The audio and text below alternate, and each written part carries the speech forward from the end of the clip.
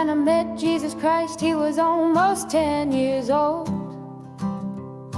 and he was helping his mother push a trolley full of all they owned.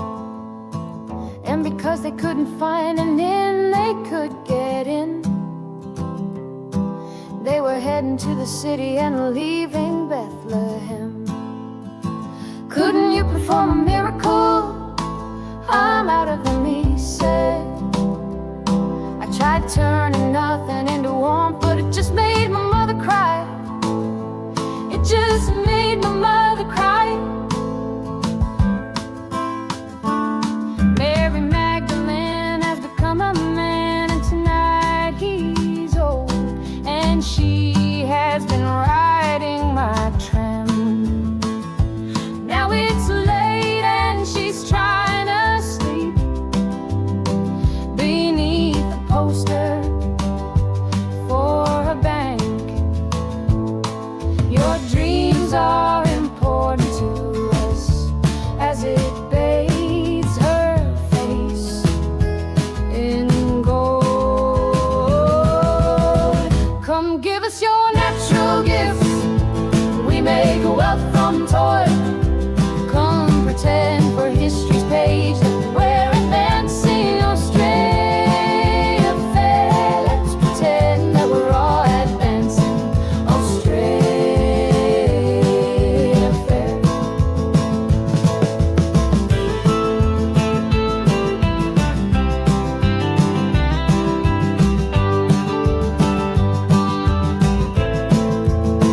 Back down the road I found the church we built on the black man's bones was empty, and out the front a sign read all but sold. A sign read all but sold. And we all owe so much money, but to whom we're not quite sure. So head down, we just keep running along our fading golden shores. So head down, we just keep running along our fading golden shores. Come give us your natural gifts, we make wealth from toil. Come pretend for history's page that we're advancing Australia fair. Let's pretend that we're all advancing Australia fair.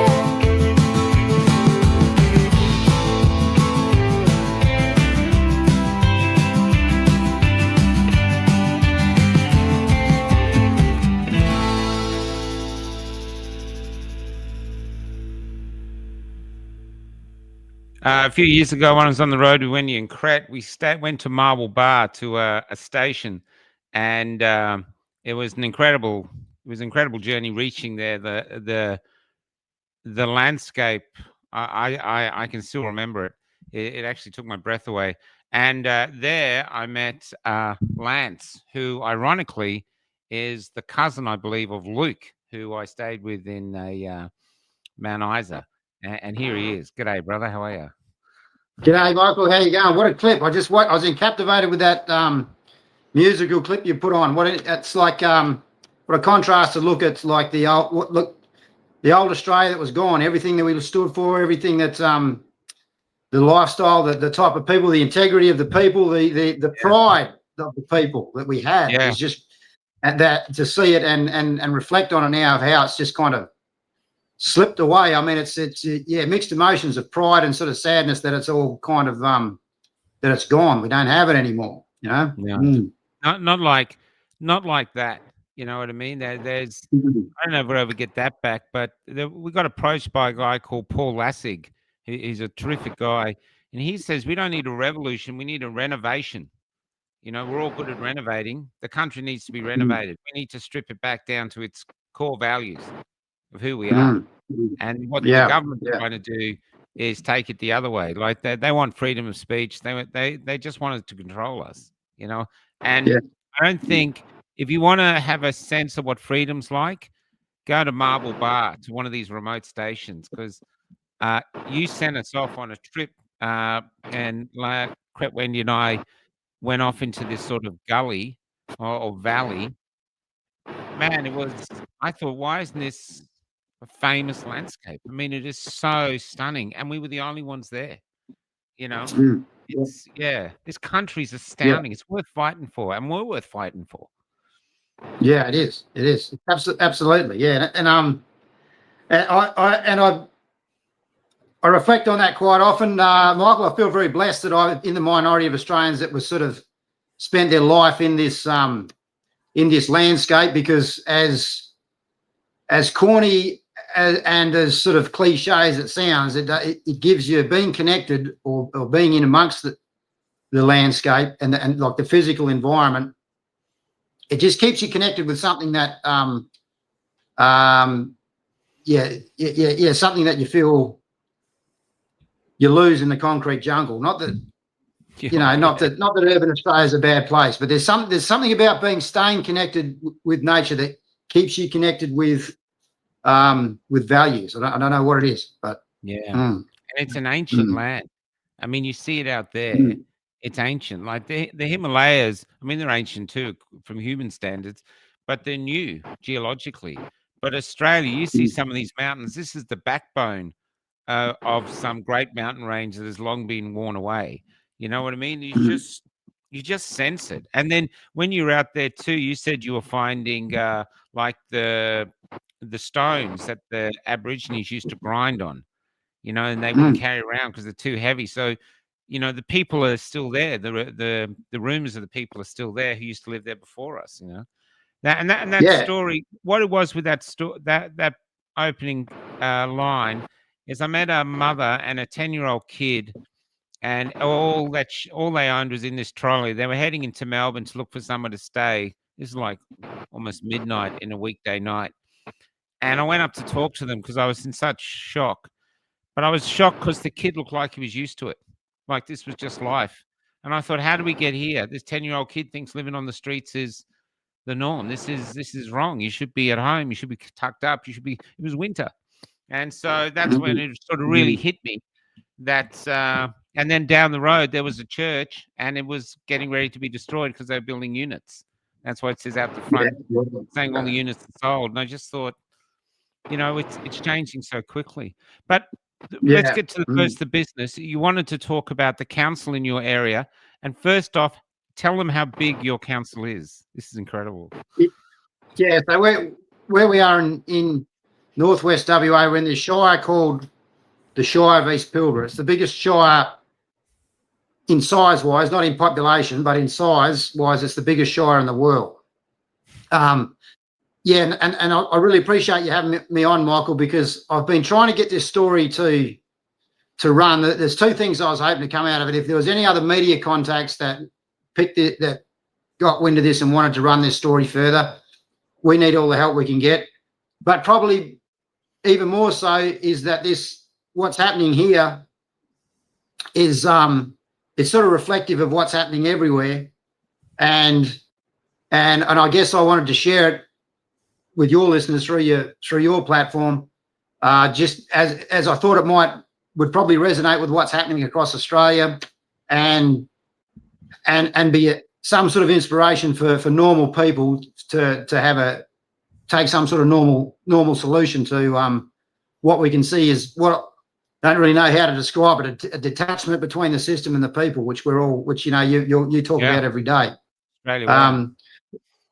So this shire that we're in, it used to be what I would say was the best shire in Australia as far as maintaining unsealed gravel roads. They had this really efficient grading maintenance program. So the graders are those machines with a big mobile plough out the front. You just like that you're maintaining gravel roads with. So there were 6 of these machines across the big. Maintain the gravel road. You don't need much more of a team, do you, out there? Look, if you to do the majority of the maintenance, that is essentially what you need.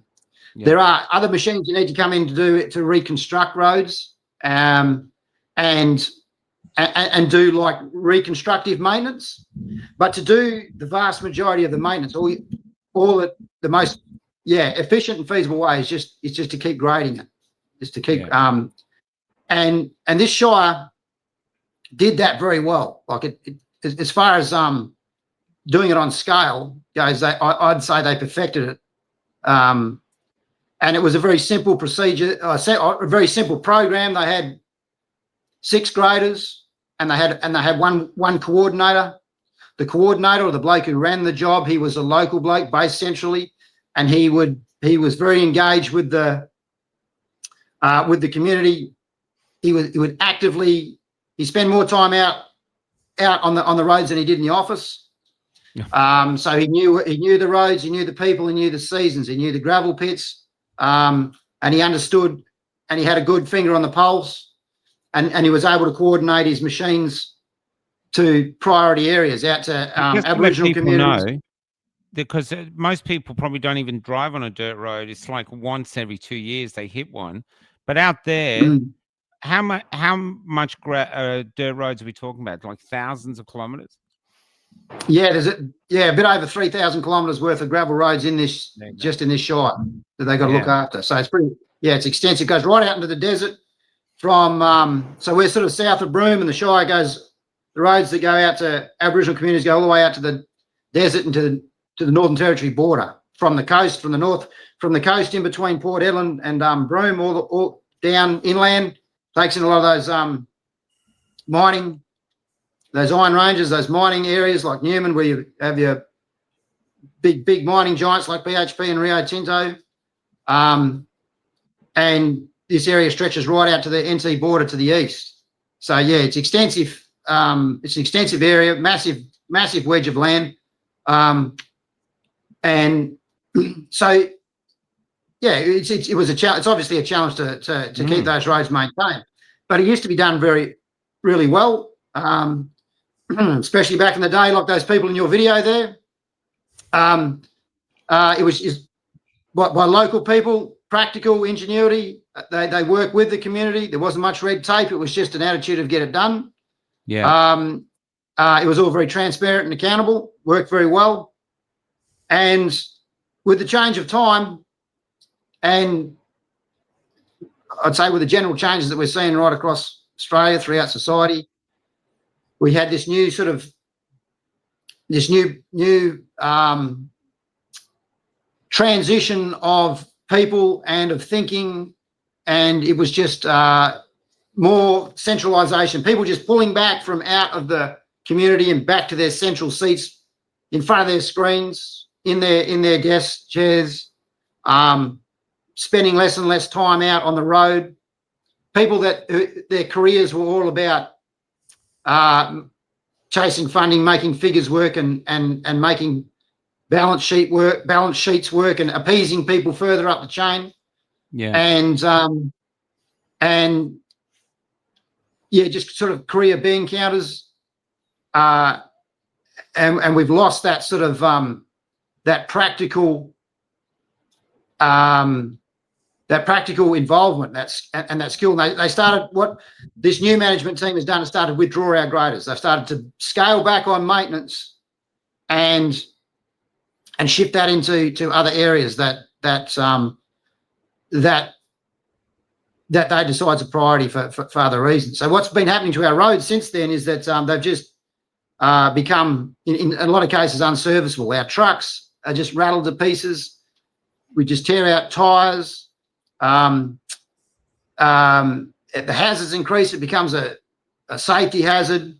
The time that it takes to, I mean, we're remote as it is, but then you add that's right. unmaintained roads to this. Even but surely the Indigenous community too, they need access, Indigenous communities have been neglected. Every community is Indigenous communities. The smaller mines, the bigger mining companies are not so affected because they make their own roads.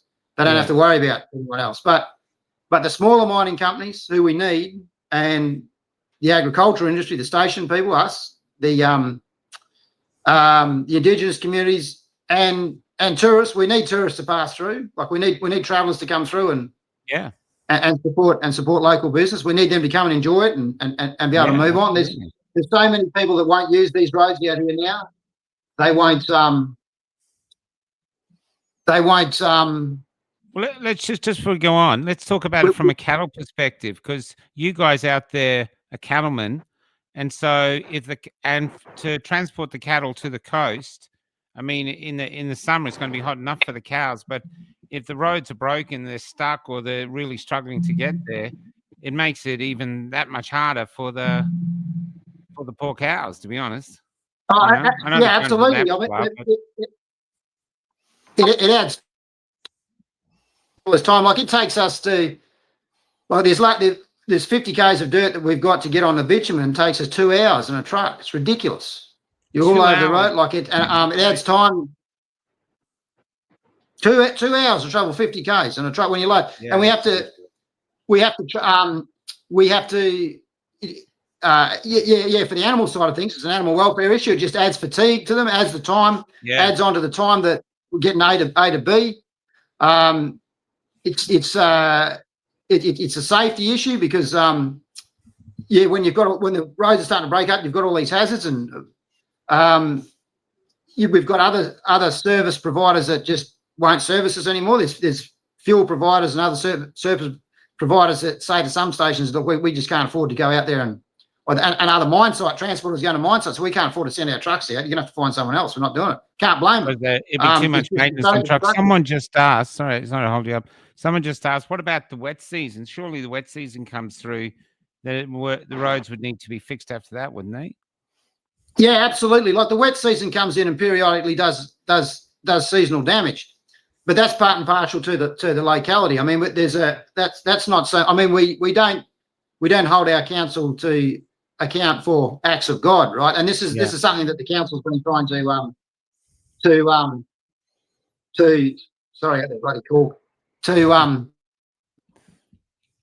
is we've had these cyclonic events and these rain events.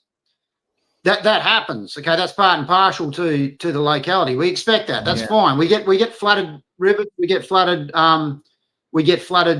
water courses. We get roads washed out. There's certain times of the year that we can't use them. That's okay. We don't expect Rome to be built in a day. We know that we live where we live. But what they've done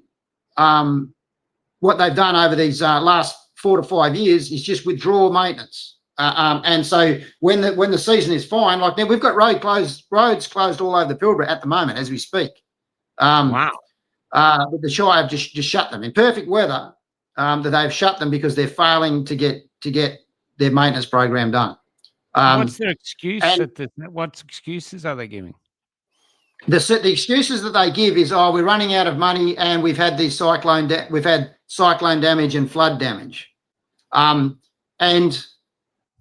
what I say to them, and what we as a community say to them is, we're not upset with you because we've had some cyclone damage, we've had some flood damage. These are one-off weather events. We're upset with you because there's a pattern of deterioration in the roads over several years because you have withdrawn your maintenance services. That's what we're upset with you about. Not a weather event here and there. We know that happens. We don't hold you to account for that. And then you put the question back to them, and then so what are you going to do about maintenance? And then they repeat. They go, well, we're looking for grant money to repair the flood damage. Like they repeat a circular argument. They keep giving you an answer that's unrelated to the question, and they do not face that. They refuse to face the question because they know that they can't. And it's also a ploy for them to go to the state, and they're trying to get money out of the state. They're trying to pull money out of the state. But what it comes down to, Michael, is that they have disconnected from the community. They don't listen to their locals anymore. They become an operation and a law unto themselves. They burn up our resources and our funds, and tell us that we should be so lucky, and tell us, how wonderful are. I mean, one of the things they're saying is, oh well, we've spent more money on roads this year than in than any year in the past. Our budgets, our road budgets, are record budgets, as if their ability to spend our money is a measure of success. Yeah.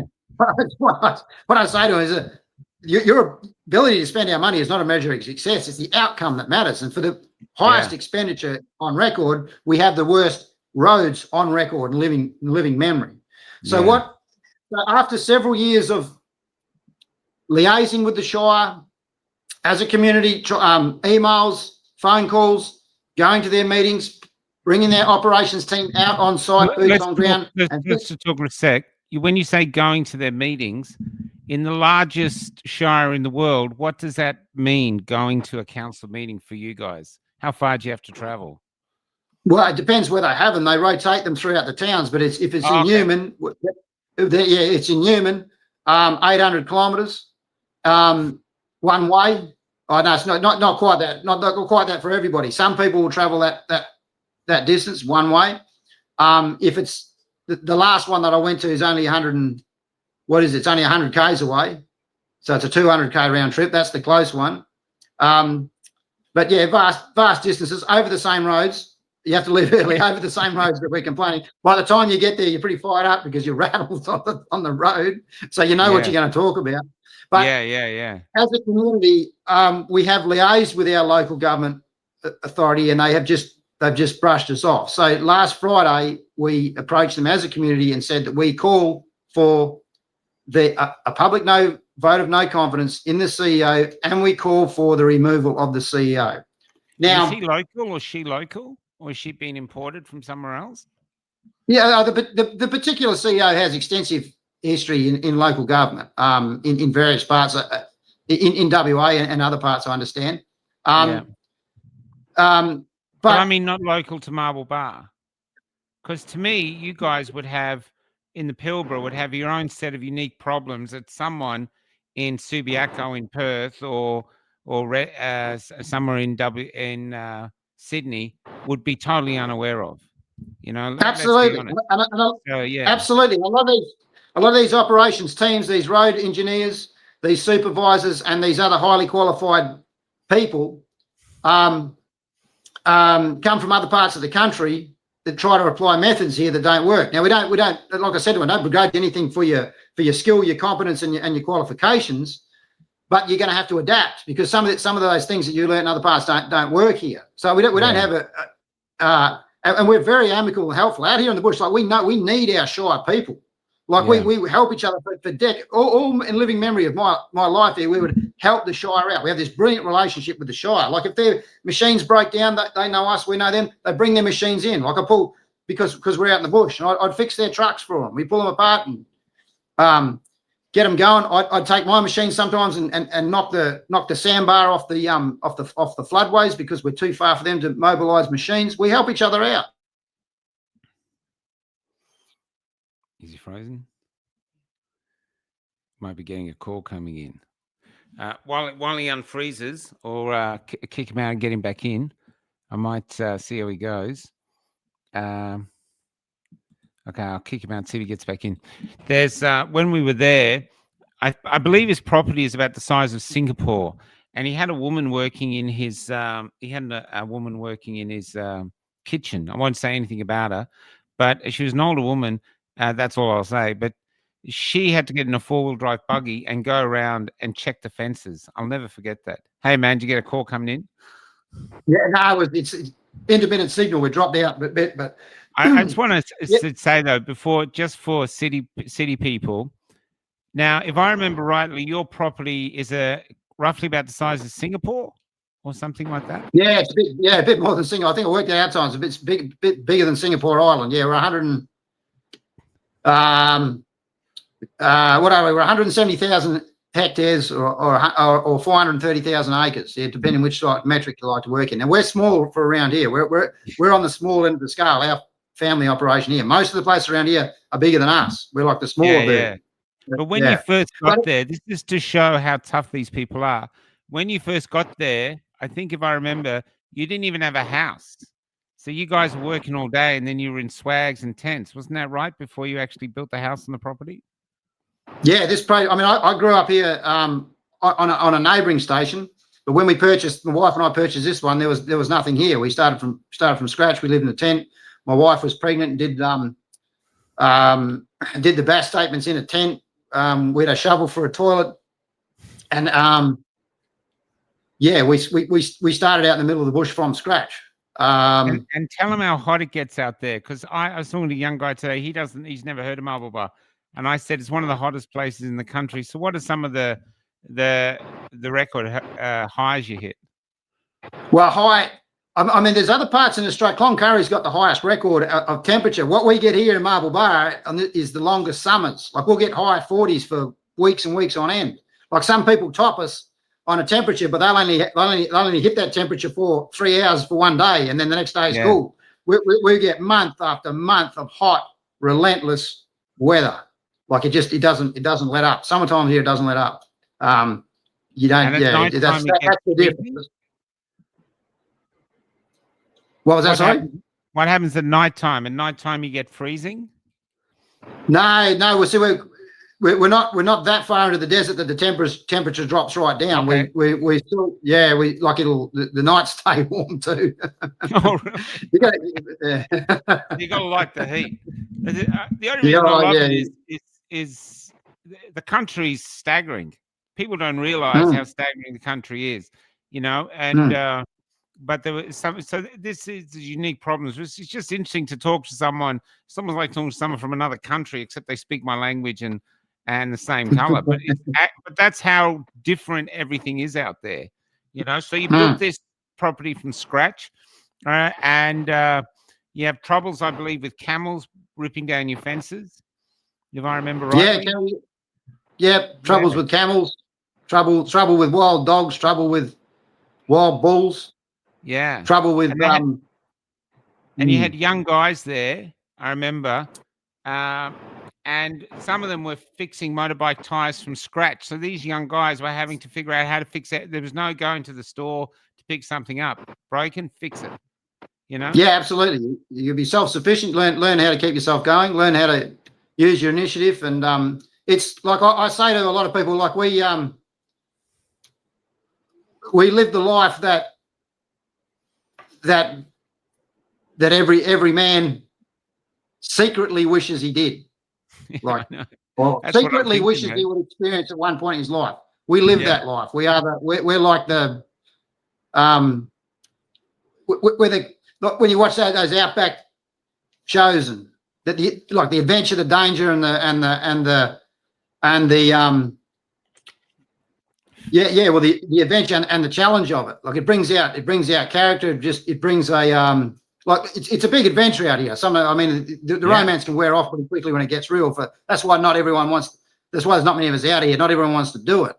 But it's like I say to the young blokes here when they're feeling down. I mean, I say, just remember, we live the life that every Australian bloke wishes he could experience before he dies. I said, that's us. Before we go on about the roads, I remember, I won't say a name or anything, but he had an older lady working there in the kitchen, and she told me she was going to go out in one of your four-wheel drive buggies, and she was actually going to do the fence, to check the fence of an area that bigger than Singapore by herself. I remember being envious of that woman, thinking, why don't you stay here? I'll go do it. Because I just thought, I don't know what I'd do, but I just thought it sounded amazing to just take off. Yeah. And the things you might see, incredible. Yeah. Yeah. It's incredible. Yeah. Well, it's freedom. It's freedom. You get a sense of freedom in the lifestyle. People get addicted to it. That's why they get addicted to it. We don't make much money. Yeah. Like, there's much easier ways to make a dollar, and you can make more of it. But yeah, we get a sense of freedom that is hard to find in other lines of work. Yeah. That's why people like it. Because I was talking to your cousin Luke, because when I met up with him, he took me on a cattle mustering drive, which was the adventure of my lifetime. I tell you, man, it was a hell of a thing. And I enjoyed it so much. But he was talking about scrub bulls, and how they have to get rid of them. If I got this correctly, they're born in the bush. They haven't seen man. They don't realize that they're not the king of the country, and then they're dangerous to the herd because they might put a bit of spirit in the herd. So a lot of the properties basically send them off to the knackers yard and get them.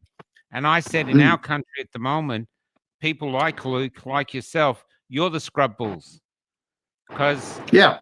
this is it. And so this sort of bureaucracy we have just wants compliant, nice people. They don't want these people who think, no, I'm Australian, but I'm not a sheep. You know what I mean?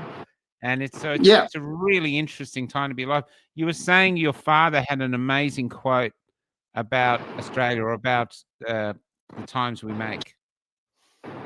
Yeah, there was a friend's father said, yeah, we get what we allow. You know, in this world, you get what you allow, and it's true. And I think that's what's happening in Australia now. We have allowed a lot to be taken from us, and we kind of we are getting what we have allowed, and it's only it's a minority that are fighting the cause, like yourself and a lot of everyone you've had on your show. I mean, there's a lot out there, but we're still a minority, and I often feel that as cattle producers out here in the bush, we get an unfair advantage of being able to understand what's happening because of what you just described with the bulls. Like in this sort of domain, we are the elite, we are the authoritarian, right? We've got these cattle, and if we want them to serve us, and we have to take out the non-compliant ones, and all the rest will follow each other. They'll do our job for us. And they'll do it unknowingly. They'll do it unknowingly. They'll walk through. If you know how they think, you can get them to make the decision and do the job for you. And they'll just walk through the yards, and you can take these ones, put those ones. You can march them all the way. You can march them all the way to their demise, to the slaughterhouse, by their own voluntary choice. We don't force them. You can't grab every 700 kilo animal and force them onto a truck. They do it for you because you coerce them. That's how it works. So you put the option, and you as they go, you just reduce their options, so the options get narrower and narrower. So by the time it's ready for them to they're ready to have their final day and go to slaughter, their options are gone. That's they can only step forward. It's how the system works on us. I wonder what that's a metaphor for. Let me think. You know, I really think it's important. We're actually coming to WA, and we're coming to WA in a couple of weeks, and we're considering which way to go when we're there. But it'd be really interesting to get that down in a visual metaphor. This is how it is. You know what I mean? Yeah. So you want to be a cow, or you want to be a human being? You know what I mean? Oh, that's right. Yeah. So look, what we did with the Shires is after long extended periods of consulting with them, trying to explain them, trying to bring back the old days, and just trying to rebuild that structure, and we got freaked apart. We called for a vote of no confidence in the CEO, and we called for the removal of the CEO. It wasn't an easy decision to do that as a small community. It went down like a lead balloon. Obviously, you're up against you're up against the system. But this, I believe, Michael, is what we have to do as small communities around the nation. It's like, and you might have an issue that's separate to Rose, completely separate, but once you get to that point where you feel it's hopeless, it's like, right, just call for these guys, call for their sacking, team together and say no. It's like, this is where we draw the line. We're done. You don't have to be any radical. You don't be crazy. You don't have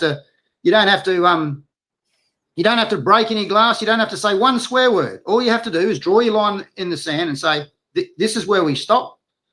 We want this to stop now. We want someone who will serve us and represent us, and we're not compromising anymore. Yeah. Like that's the democratic.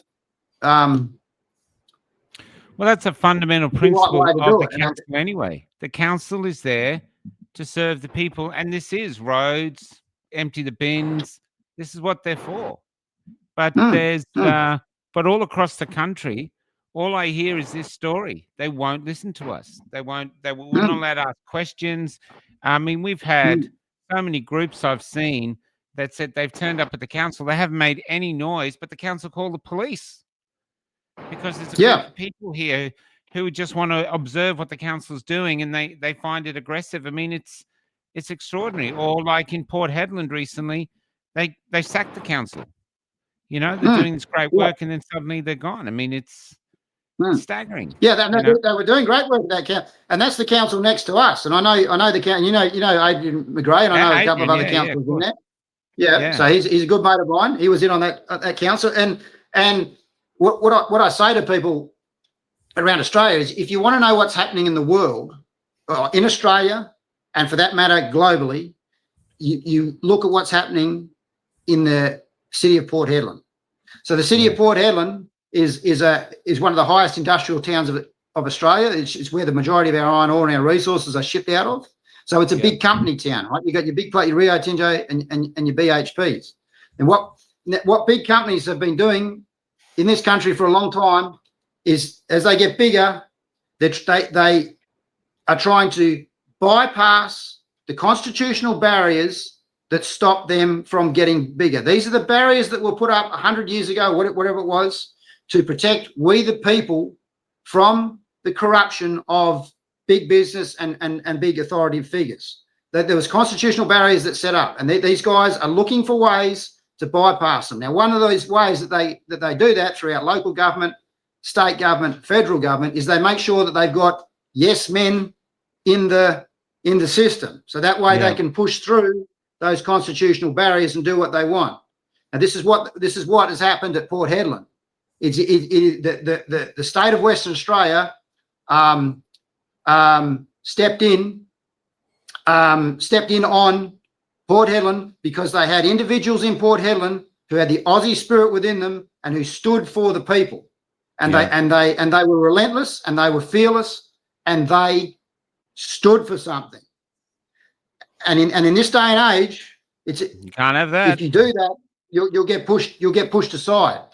And so the state stepped in, pushed the whole, just did away with the whole council, there was three councillors left, 3 elected members. So what the state did was they pushed away the 3 elected members, and they put in 3 non-elected members from the state. So these 3 elected members from the council were not allowed to represent their local people, but these 3 cronies from the state, these 3 cronies from the state were allowed to.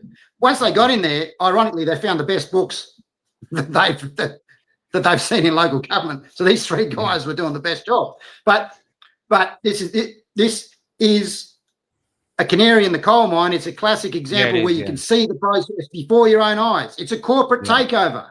It's a corporate takeover of our nation, of our constitutional processes and barriers that are supposed to protect them. And it's happening because we allow it. Yes, that's correct. It's happening because we allow it. I have to admit, from my journeys, like everyone goes on about the dangers of what we're facing, but I reckon the greatest enemy we have in Australia is our own apathy, our own refusal to do anything. We just head down, turn around, oh, well, whatever, but it just won't work anymore. This is the time to actually go, who are we as Australians? What do we got to do? Because otherwise, we're just going to leave a load of crap for the next generation after that. And we've got digital ID coming up. I mean, I did a story yesterday about a young guy had his MyGov hacked. You know what I mean? The Centrelink, everything, all of it hacked. And I put it up. It's done huge. My inbox is inundated with people saying that happened to me. And so here they are saying they're bringing in a digital ID, and MyGov, which you think was secure, is just a leaky boat. And and once they hack you, your life becomes a nightmare. People are talking to me that they're 2 years in, still trying to sort it out. I mean, it's that for 3 minutes for some hacker. But the thing is, the mainstream media is not telling us. The government's not telling us. They're just trying to keep it hidden and going, oh, bring in digital ID, gold class standards. So what, MyGov isn't gold class standard? What is it? You know what I mean? Yeah. Yeah. Yeah. And so it's either there's corruption, which there always will be corruption, or there's just incompetence. Because, like you said, yes men, if you have too many yes people, then things start to corrode, because you don't have people who actually address the problem and go, that's a real problem, like you're doing. These roads are a problem. They have to be fixed, and not just fixed, they've got to be maintained, you know? Yeah. Absolutely. Yeah, absolutely. I mean, it's like it's like a post I did today. It's like there's no like maintenance, everyday maintenance. Like a lot of these people, like if you're a career administrator or a bureaucrat, there's no accolades or personal or no one rewards you for just keeping things going. Yeah, right. No one rewards you for just keeping the wheels turning and doing nothing but. That's a big enough job in itself. But at the end of your career, no one goes, hey, you know what? Everything worked really well on your career. Nobody thanks you in the back. So what they want to see is, well, I built this project, or I had my name to that project. So they suck the funding and the efforts out of maintenance, and they create these monstrosities of projects that they can say, well, look what I did, because it make them look like they did something. And that's my theory on why on one of the reasons why they kind of drop the ball on these everyday essential things, which they're fundamentally there to do. So look, we just have to, just in our own communities, in our own capacity, like we just have to pull back. We can't, like, sometimes we get so fixated with the world that we think, you know, the way it's going. I think a good way to start is just pull back into your own community and just start holding your problems. You know, that's what Jordan Peterson's make your own bed. You know, get your own bed made. That's what he meant by that. Get your own bed made, then go fix the world. You know, this is the thing we have to do. You know, it was absolutely, if everybody was doing that around Australia, which I think there is, there's a lot of people doing council. There's a lot of people, what they're doing is they're trying to do everything they can and cut off all the peaceful things, because we don't want a revolution, but we're in a lot of trouble. And whatever we do, like we have massive marches, we're ignored. We hear petitions, which people are trying to do petitions now. They ignore them. So they're just ignoring us. But it's our country. We're the people. You serve us. And somehow they've disconnected from that. And they're treating us like they're lords. And that they're treating us like they're a station owner, and we're the scrub bulls, to be honest. But there's it's fascinating that it's so deep. It's like here in the country, and yet even though every environment is completely different, it's the same stuff in the and we're in the city. It's the same stuff in the country. Same story, you know. Same story everywhere. It's the same process happening everywhere, right across the board. And I think that a big problem that we've got in Australia is, and particularly in Western Australia, we've got some of the most draconian laws in the world on paper, in legislation. Some of the stuff that is on paper would blow your mind, would blow, like it shows some of this stuff to Americans, they of the things that we can't, of the power that the state has, it would blow their mind. The trouble is that in Australia, it's not easy to see it in action. We still, like, if you walk down the street, life is still pretty good. Okay, they just don't look. It's all this legislation, all these rules have just been chucked in, and they're hovering over there above our heads, and they're just slowly being incrementally applied. People don't really notice it because, you know, the sun's still shining. We've still got the beaches.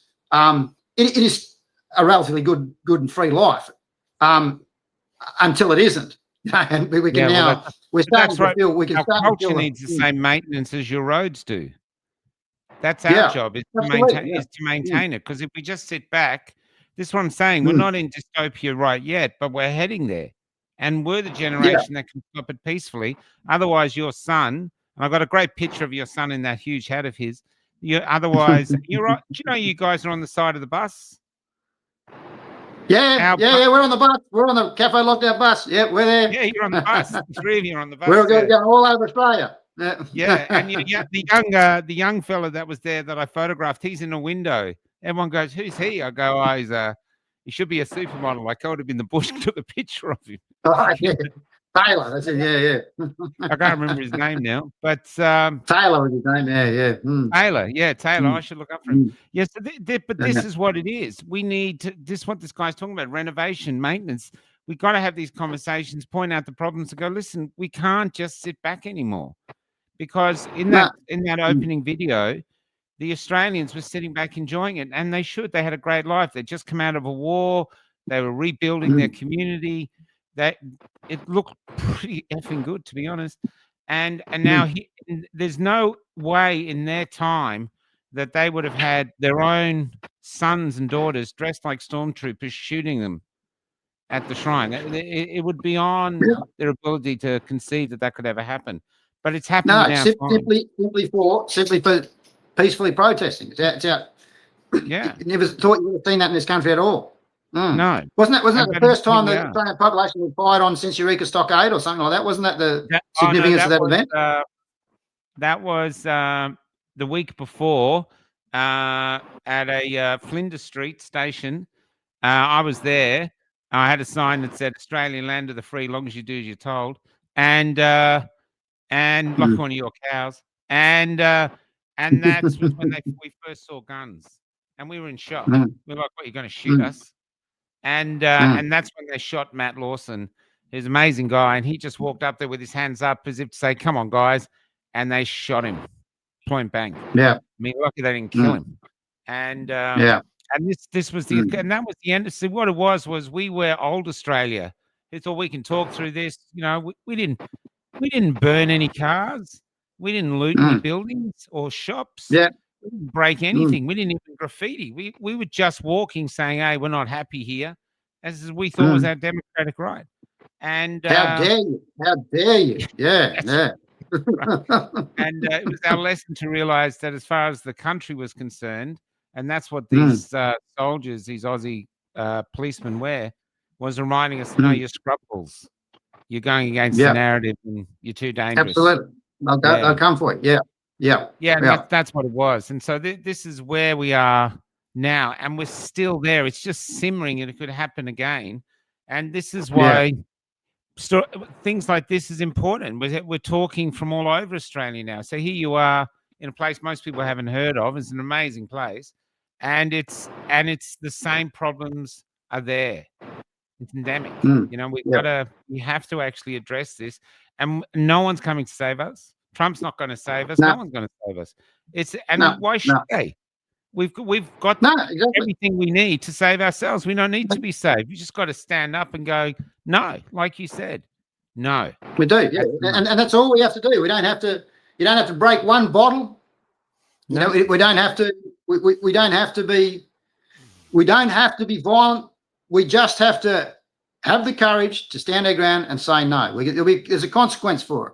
There's a consequence. They're gonna take proof. They're gonna somehow they'll create a consequence. You might and popularity, and it's uncomfortable.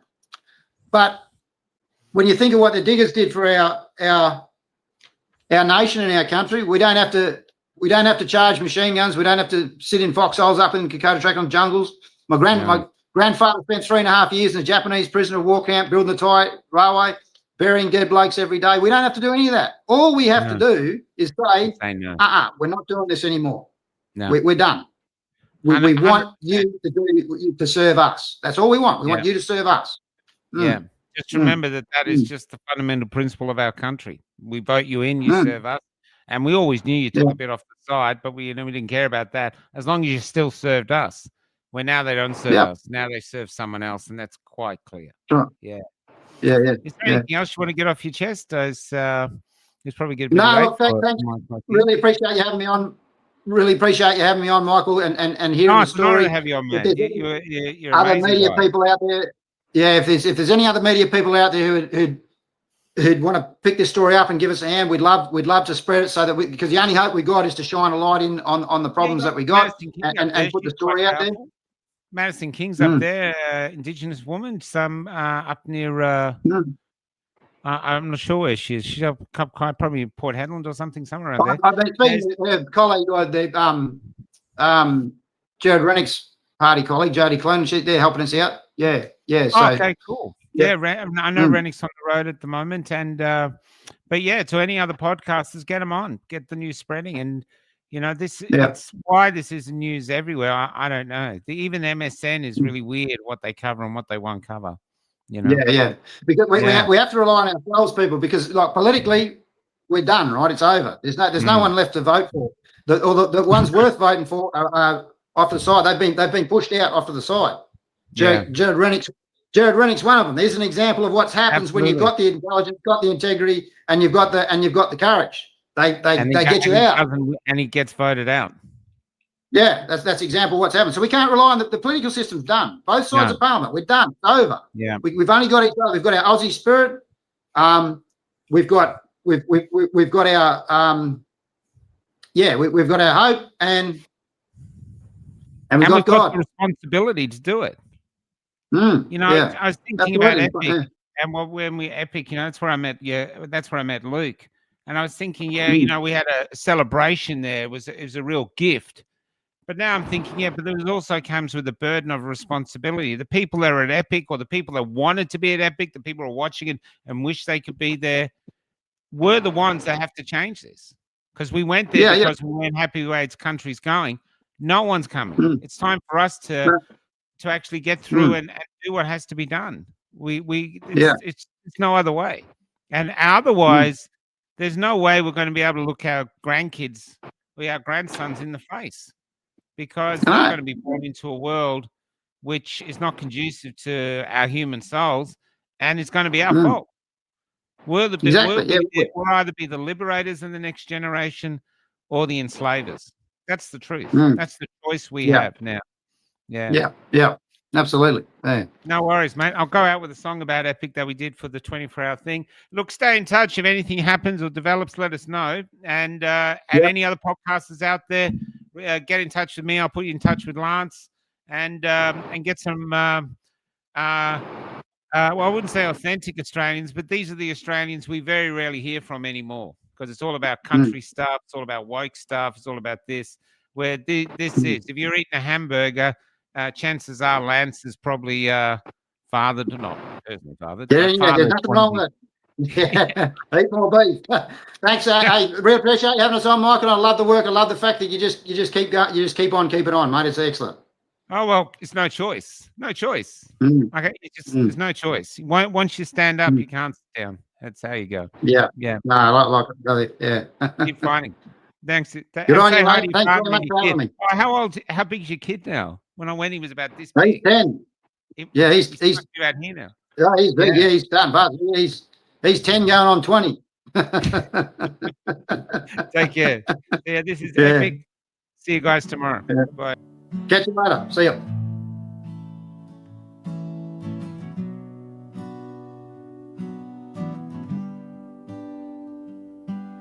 We came down from Darwin with the dust in our veins.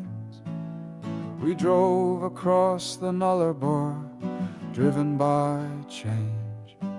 There were convoys from Melbourne and busloads from Cairns, where we camped at Wodonga and fueled up at Pheasant's Nest.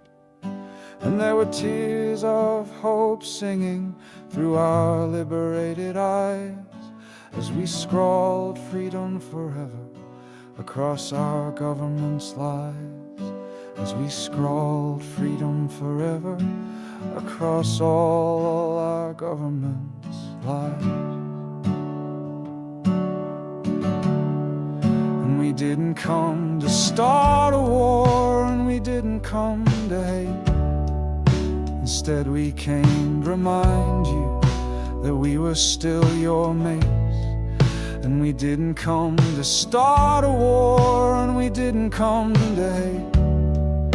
Instead we came to remind you that it was not too late.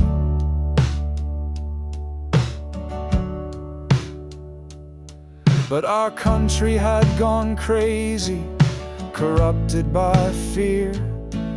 and before us the long path was already flooded with tears. Yet in epic we were dancing, for we knew what we'd done. Together we'd made the birth of all our freedoms, and this new cry for liberty were the smiles in our hugs, as the cops haunted our periphery like tyranny's new thugs. But for one night in Canberra, we knew we were aglow, and our luminance was shining like a beacon of hope. And we didn't come to start a war, and we didn't come to hate. Instead we came to remind you that we were still your mates. And we didn't come to start a war, and we didn't come to hate. Instead we came to remind you that it was not too late.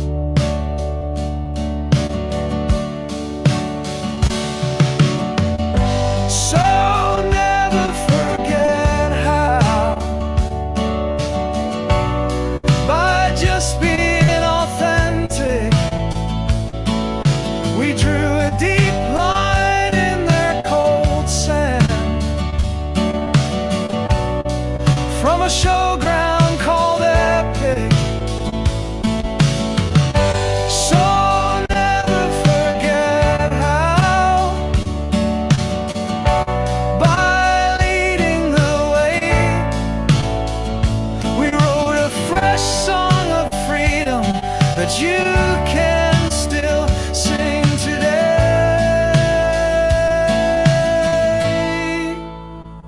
So sing like you've never sung before.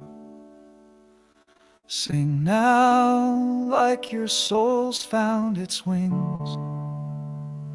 Sing out like an echo through our time, until our grandchildren are born humming our lines. Until our grandchildren are born in the freedom's warm and glorious light. Until our grandchildren are born in the freedom's warm and glorious light.